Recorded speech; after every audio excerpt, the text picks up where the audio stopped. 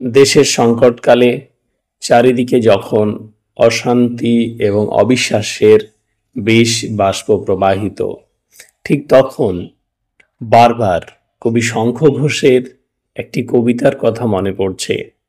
2004 সালে প্রকাশিত সেই কবিতাটি আজকেও যেন অনেক অনেক বেশি প্রাসঙ্গিক এবং অনেক বেশি গুরুত্বপূর্ণ। কবি শঙ্খ ঘোষের আয় আরও বেঁধে বেঁধে থাকি কবিতাটি, তাই আপনাদের সামনে আমি পাঠ করব, সেই সঙ্গে আপনাদের কাছে এই কবিতার বিষয় নিয়ে আহ্বান জানাবো মানবতার পাশে দাঁড়ানোর। কবি শঙ্খ ঘোষ সেদিনই হয়তো অনুভব করেছিলেন যে দেশ এবং দেশের মানুষ ভীষণভাবেই সংকটাপন্ন। যখন দেশ ও দেশের মানুষ, সভ্যতা সব কিছু ভুলুণ্ঠিত, তখনও কিন্তু কিছু মানুষ বেঁচে থাকে ভালোবাসার আদর্শ নিয়ে, মানবতার আদর্শ নিয়ে। কবি শঙ্খ ঘোষ লিখেছেন, আমাদের ডান পাশে ধস, আমাদের বাঁয়ে গিরিখাত, আমাদের মাথায় বোমারু, পায়ে পায়ে হিমানির বাঁধ, আমাদের পথ নেই কোনো, আমাদের ঘর গেছে উড়ে, আমাদের শিশুদের সব ছড়ানো রয়েছে কাছে দূরে, আমরাও তবে এইভাবে এই মুহূর্তে মরে যাব নাকি? আমাদের পথ নেই আর, আয় আরো বেঁধে বেঁধে থাকি। কবি চরম সংকটকালেও সকলকে বেঁধে বেঁধে থাকার আহ্বান জানিয়েছেন।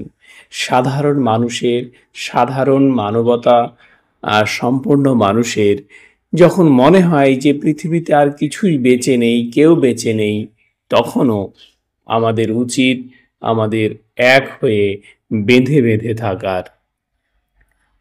কবি দ্বিতীয় স্ট্যাঞ্জায় বলছেন, আমাদের ইতিহাস নেই অথবা এমনই ইতিহাস, আমাদের চোখ মুখ ঢাকা, আমরা ভিখারি 12 মাস।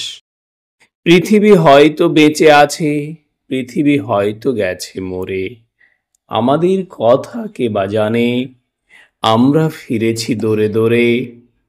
কিছুই কোথাও যদি নেই, তবু তো কজন আছি বাকি, আয় আরো হাতে হাত রেখে, আয় আরো বেঁধে বেঁধে থাকি।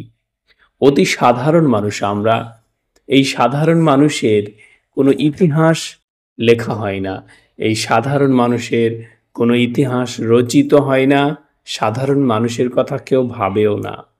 আজ যখন দেশ ভীষণ সংকটকালে, তখন এই কথাগুলি ভীষণ প্রাসঙ্গিক।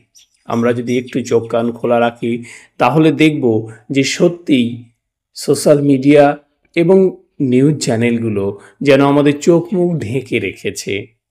তাই এই অবস্থাতে দাঁড়িয়ে কবির সুরে সুর মিলিয়ে কবি শঙ্খ ঘোষকে স্মরণ করেই আমি আপনারা যারা ভালোবাসায় বিশ্বাসী, আপনারা যারা মানবতায় বিশ্বাসী, আপনারা যারা দেশপ্রেমে বিশ্বাসী, তাদের কাছে আহ্বান, কিছুই কোথাও যদি নেই, তবু তো কজন আছি বাকি, আয় আরো হাতে হাত রেখে, আয় আরো বেঁধে বেঁধে থাকি। আমাদের এই হাতে হাত রেখে বেঁধে বেঁধে থাকা ছাড়া এই মুহূর্তে কোনো উপায় নেই, কারণ দেশ ও জাতিকে বাঁচানো, সংকটকাল পেরোনোর সহজ এবং একমাত্র উপায় হচ্ছে আমাদের সকলকে ঐক্যবদ্ধভাবে বেঁধে বেঁধে থাকার, আমাদের সকলকে ঐক্যবদ্ধভাবে হাতে হাত রেখে এক হয়ে থাকতে হবে। আসুন এই সংকটকালেও সকলে ভালো থাকি, পাশের মানুষকে ভালো রেখে।